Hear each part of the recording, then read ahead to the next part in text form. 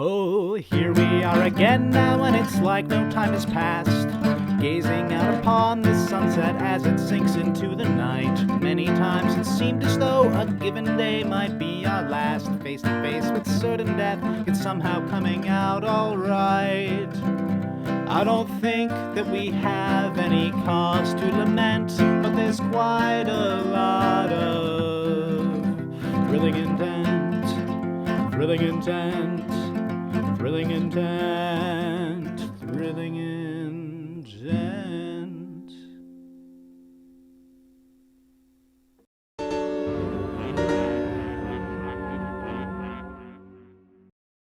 The night continues onwards, and after your victory, the group quickly splits up to set to motion whatever countermeasures they've got to make sure that this event doesn't happen again.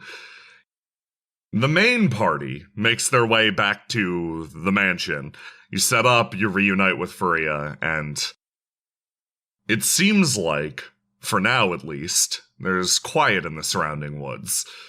You hand over the mysterious, grotesque goo that you found, this almost animate metal, and he sets about examining it almost immediately. It's not grotesque just because it's goo. That's unfair of me. It's actually rather neat goo. I'm sorry, continue, narrator. Yeah, thank you. You sit down and begin to tend to your wounds, of which there are many. That fight was, once again, a pretty rough one. Whatever this one is, they seem to be giving you a lot of trouble. They also seem to be dead set on pursuing you. Hooray. However, you deduced that whatever your pursuer was using to find you was tied in some way to the corpse of one of the angel-like creatures that you pulled into the mansion. By correctly moving it away from like a dangerous area, you were able to draw its attention elsewhere. As a result, building off of this as part of a plan, Harlock has gone out into the woods to set up a gigantic trap, which she does best, using this thing as bait. As a result, we join you four, sitting around the table as you start to convalesce for the night. Your wounds are hurting. Do not count my father. This is not, just don't. He doesn't deserve it. You are starting to heal, but the adrenaline is spiked up a little bit too high for you to sleep. Mercy, there is something nice about this, though. You guys handled this quietly enough and discreetly enough, and most importantly, far away enough from the mansion, the twins haven't woken up. Oh, that's good. They're completely oblivious. Yeah, Mercy probably had, just sat down. Oh, I checked on the goobers, and they are still peacefully asleep, so that's nice. Deep sleepers. Yeah, that seems like a minor miracle, if I'm going to be honest, but, I mean, I'll take what I can get. I'm glad we did not wake your children. Yes, it would have been difficult to explain. Danger's actually coming here. I'm just glad. Well, now it's going to go towards Harlock. Which is not great. Yes, but probably not immediately, while Harlock is by herself. No. If it even shows up at all. That one seems like a pretty unique case. I really hope that's true. You haven't seen other kind of anomalous creatures from the tower that acted like that, have you, Mercy? No, this is the first time. I mean, again, that's the first time we've even seen that version of it. Earlier today. But the ones that are more the infantry, they've never ventured out here, not even close. So it is concerning that one found us. Hopefully no more come, but... my instinct is that hopefully these, if this is the first you've seen of this type of enemy, then hopefully it means that they are fewer in number, or I don't know, more costly for the tower to produce. With any luck, I think we won't be seeing swarms of them as we have with the infantry. Indeed. Mercy thinks for a moment.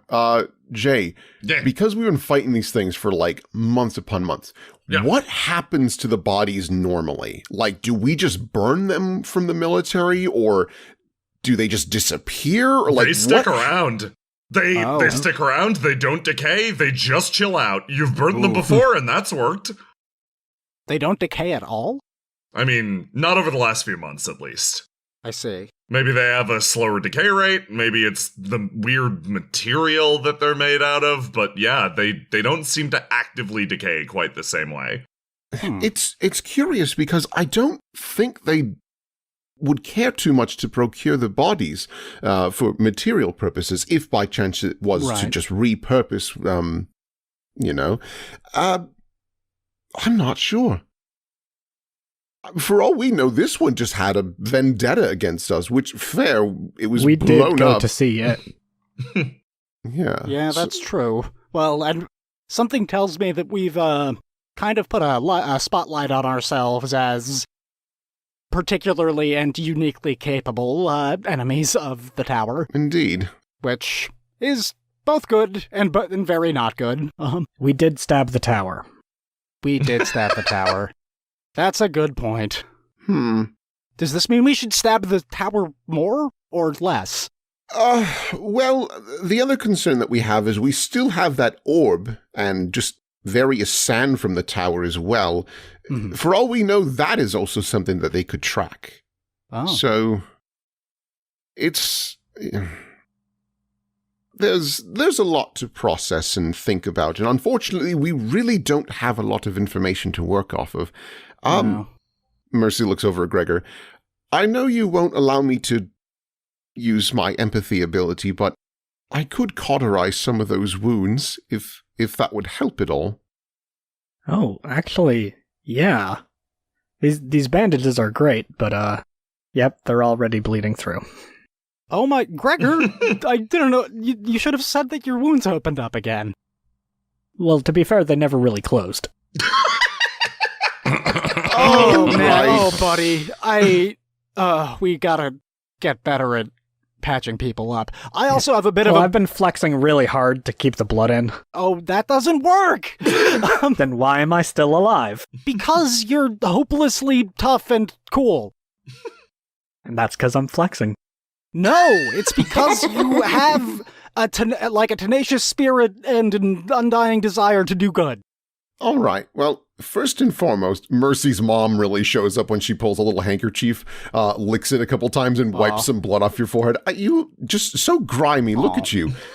You need a bath. Well, we were just part of a rather chaotic battle against a crazed angel involving explosions. I was there, yes, dear, I know. But all the same, I think a bath would do you wonders. Just a nice big bubble. Oh, a bubble bath. In any case. Where am I going to find one of those? In my house! Whoa. Yes. You're pretty rich, huh? What? No, it's a regular convenience for a Dear, have you not had a bath? I've bathed. You need a bubble bath. You deserve it. But have you bathed with hot water before? Now that I think about it, while we've been traveling together, a lot of the bathing involves, brisk stream water and stuff. Yeah, where are you going to find hot water? There was that place in Underpoint, but I never got to go there. Well, most civilized places. I mean... And Mercy's house also. Yes, I can... Anytime that we've been low on hot water, I just hang on to the pipes for a while, and that normally works quite nicely. Oh my gosh, that's amazing. She taps the side of her head. I'm a thinker sometimes. But in any case... You are a genius. She removes, or lowers one of the bandages, and then mumbles the arcane words again, and you see very quickly that her gauntlets super heat up once again. All right, I shouldn't need to tell you this, but this is not going to feel good. Bring it on. Okay. Wait, do you want I don't know, cloth to bite or something? No, I was just planning on screaming. Okay, that's fine too. Thanks for the warning. I'd prefer if you didn't, because this is such a ridiculous thing. I don't want the goobers to wake up. Oh, okay. Do it for the goobers, Gregor. I realize this is so selfish. Because then I have to... No, that makes sense. I don't mind biting a thing.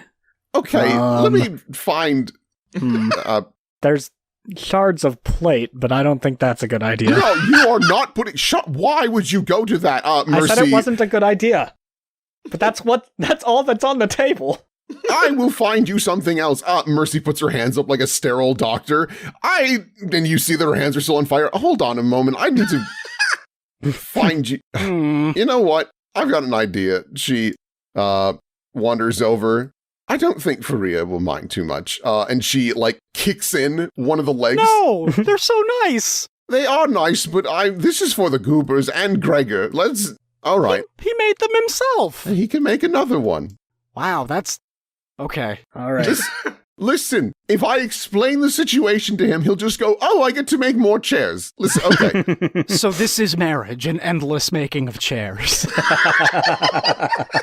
A chairage, if you will. Now, if you don't mind, Mercy once again cools off the gauntlets so that she can actually hand you the stick, and then heats them up again. And then once you've put it in your mouth, she goes for the wound. Harlock, you exit for a time, separating yourself from the group as you give them a little time to heal up, and you take some time to make sure that they are safe while they heal up. You manage to find an area with a particularly thick concentration of those almost strangling golden trees that Faria controls, and you move in, and almost immediately you start to understand the alchemical principle behind these modified plants. Their core, the roots, everything about them has been reinforced with various alchemical metals. I think I understand. Yeah, you think you understand. Actually, it's funny, because normally you'd have to actually dissect something like this to really get to it, but actually just watching it move, you're like, no, I get this a little more intuitively. And at first, honestly, it's one of the first things they teach you in alchemy class, and it's one of the reasons why Marcus failed. They tell you to never trust your intuition, because your intuition's going to lie to you. It's a bullshit rule. Yeah, it's going to tell you that you can't math with your gut. You have to do it with your head. So you look at these plants, and you start to deduce actually how they move, and it comes to you naturally, intuitively, and rather than questioning it in this moment, you decide to go along with it.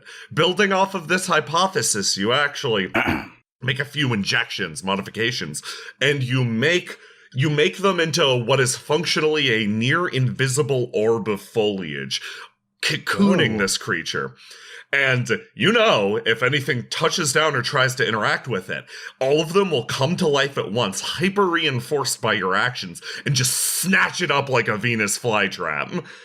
You, extremely confident, leave that clearing behind, and you come back in. You round the corner, and the first thing you see is Gregor biting a chair leg as Mercy cauterizes his arm. It's horrifying. Harlock it's almost over. It's almost, you can do it. This is horrible to watch. Harlock just kind of walks in and sits down as if nothing was going on. Harlock, so were you able to make the strangle dome like you wanted to? Yes, actually, it's always been a dream of mine to make a trap in a forest of trees that do the strangling for you. Yeah, no, you mentioned earlier, which is how I know. I'm so proud of you. Congratulations. Thank you. That is so specific, but I'm glad we could make it happen. I have a history with making trap forests. Gregor, That's how we met. Yep. Wow, that explains a lot. In any case, yeah. Gregor, are you soldering a wound? Yes. Can I watch? Aren't you already? It's mostly done. We're basically done here. No, I want to watch closer. This isn't a teaching hospital, Harlock. Come on. I'm not going to learn anything from this. Oh, okay, right. Cool. Is this just literal sadism? Is that your drive here? Yes. Gregor's tough. He can take it. You're very upfront about it, and I respect that. On anybody else that is frail and weak, they couldn't take it, but Gregor will be fine. Yep. I mean, I am frail and weak, and I take no offense to that. All right, well, that one should be fine. There's a couple other ones. Did you still want to go for those as well? Or, I mean, taking a break would also be very reasonable. Oh, well, we're both here. I've got the chair leg. Hey, Gregor, how about... Here, I think I have a scrap of leather. How about we wrap that around the chair leg? I've got a chair leg in my mouth. Right, I know you have a chair leg in your mouth, but this might make it a little bit nicer on your teeth. I can't hear you. I have a chair leg in my That's mouth. not how it works. You all progress through healing.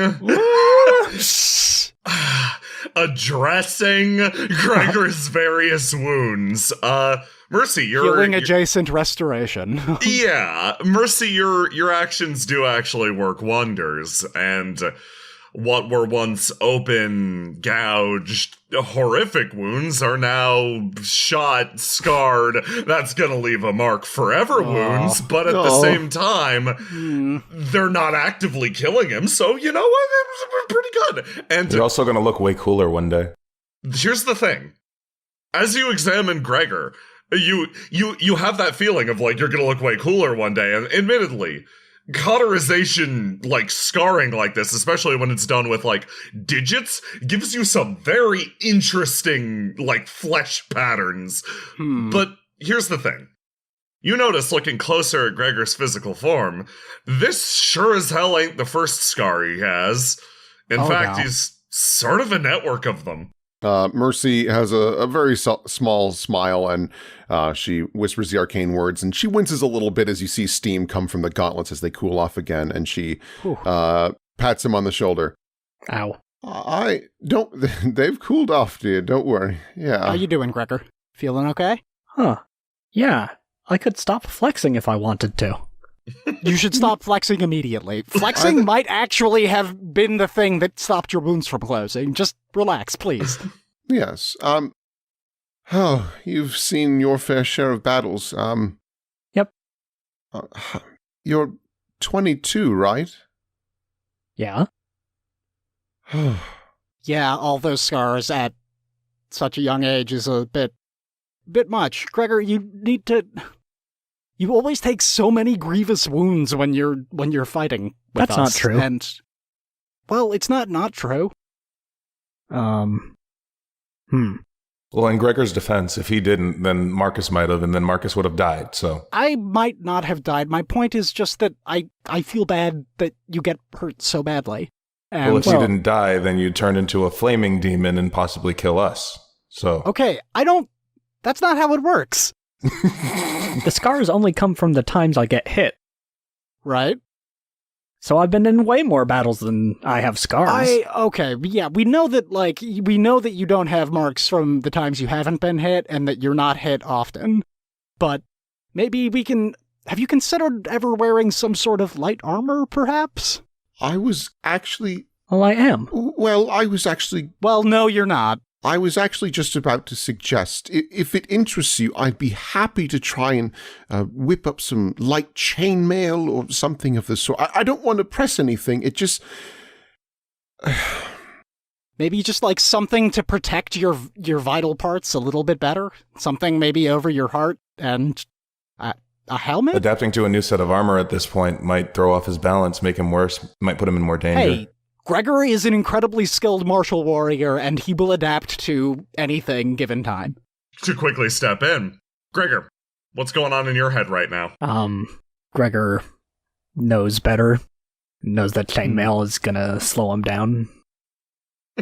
The Outriders figured all this shit out. And they were pros. What the fuck are these guys talking about? They think they know something. Cut that part out. Gregor doesn't curse in his head. Oh, this was in character? Yes, he does. He curses in his head.